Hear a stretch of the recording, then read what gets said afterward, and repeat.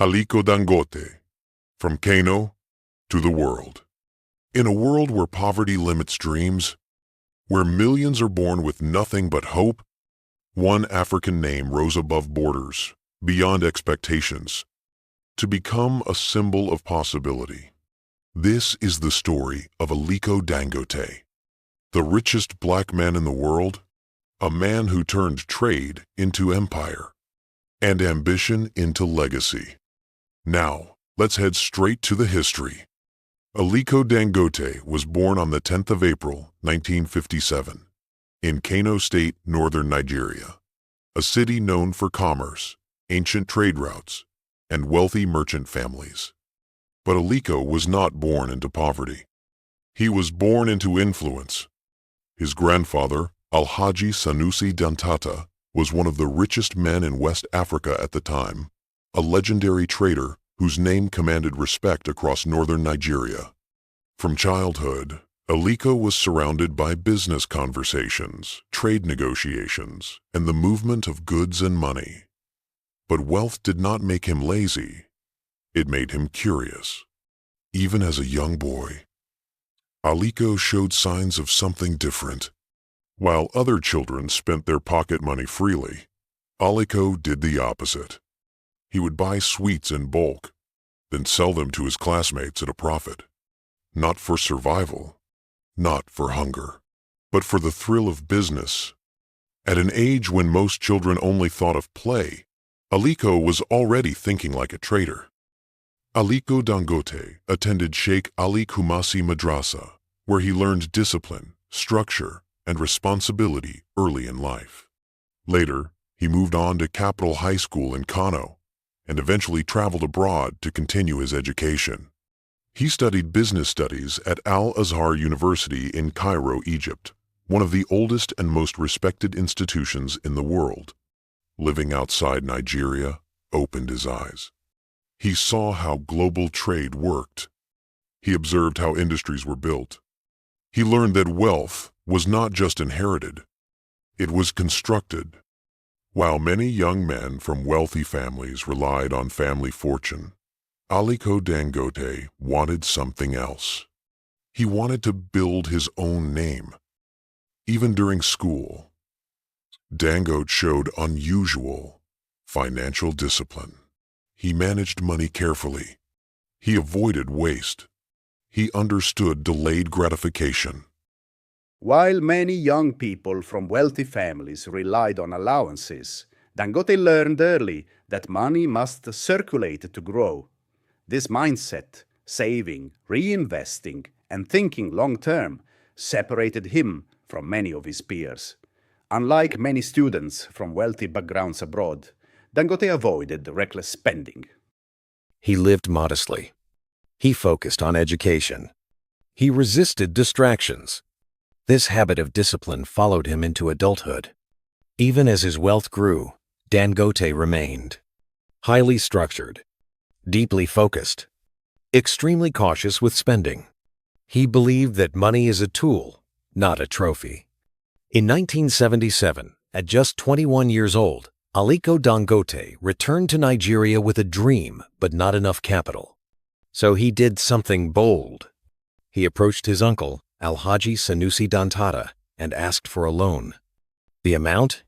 500,000. At the time, it was a huge sum. But his uncle believed in him. That loan became the foundation of the Dangote Group.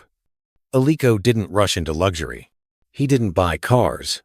He didn't chase status. Instead, he entered commodity trading. Sugar, rice, cement, flour. He focused on buying, transporting, and selling essential goods. While others chased quick profits, Dangote focused on volume, consistency, and trust. He reinvested every profit. He worked long hours. He learned Nigeria's market from the ground up. By the time Aliko Dangote returned to Nigeria as a young man, he was not just educated. He was mentally disciplined, financially cautious, strategically minded. His education did not make him arrogant. It made him prepared. And that preparation became the backbone of everything he built afterward. After years of trading, Dangote saw a painful truth. Africa was importing what it should have been producing. Sugar, flour, rice, and cement, all imported at huge cost. Where others saw risk, Dangote saw opportunity. He decided to move from trading into manufacturing. He understood that owning production meant control, profit, and impact. This decision was risky. Many doubted him. But Dangote was disciplined, patient, and willing to take calculated risks. He founded the Dangote Group, focusing on industries that Africa desperately needed. Cement production to reduce imports. Flour milling to feed a growing population. Sugar refining to meet local demand. He invested heavily in infrastructure, machinery, and skilled workers. While competitors relied on imports, Dangote's factories produced locally, cutting costs and creating jobs. Perhaps the turning point of Dangote's success was cement. At the time, Nigeria imported nearly all its cement. Dangote invested billions to build local plants. High quality. He insisted his cement rival global standards. Distribution network. Dangote developed logistics systems to reach every part of Nigeria and beyond. Expansion. The Dangote brand quickly became synonymous with trust and reliability. Soon, Dangote Cement was not just Nigeria's leading producer, it was Africa's largest. Factories spread across Ghana, Senegal, Tanzania, Ethiopia, South Africa, Zambia. By producing what Africa needed, Dangote turned dependency into opportunity. Success for Dangote never meant stopping. He understood that true wealth comes from impact and creating value.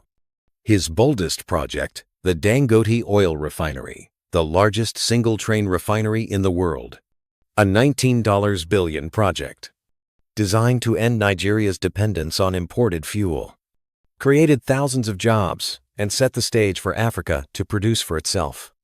Many said it was impossible. Many said it would fail. But Dangote applied the same discipline, patience, and vision that made him a trader decades earlier. For Dangote, wealth is a tool, not a trophy. Through the Dangote Foundation, he invests in education for underprivileged children, healthcare access across Africa, fighting poverty and malnutrition, disaster relief and emergency aid. He proved that success is measured not by what you take, but what you give. And here is the lessons for young people listening to me today. Aliko Dangote's journey offers timeless lessons for anyone wanting to succeed. 1. Discipline beats talent. Dangote started disciplined as a child and stayed disciplined through life. 2. Start small. Think big. He began trading sugar and rice, but his vision was global. 3. Reinvest your profits. Every naira earned became capital for the next opportunity. 4. Focus on what people need. He didn't chase trends. He solved real problems. 5. Take calculated risks. Trading was safe. Manufacturing was risky, but the risk was measured and informed. 6. Patience is power. Millions were made, not overnight, but through years of consistent action. 7. Give back. Success is incomplete without creating opportunities for others. Today, Aliko Dangote is not just Africa's richest man. He is a symbol of what is possible. A young boy from Kano, curious and disciplined. A trader who saw opportunity where others saw risk. A man who built industries that transformed economies. For every young listener, his message is clear. Your circumstances do not define your destiny. Your discipline, vision, and willingness to act do. The empire of Dangote Group did not happen by chance. It happened by decisions, hard work, and faith in a vision. And you can do the same. Start today. Take action. Solve problems. Build your legacy. The last but not the least.